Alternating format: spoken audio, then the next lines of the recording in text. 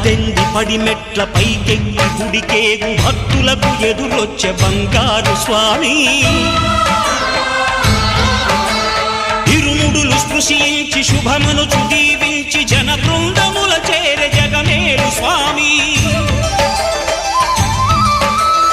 తన భక్తులనరిల్చు తప్పులకు తడబడి ఒక పక్క ఒరిగెన ఓంకారమూర్తి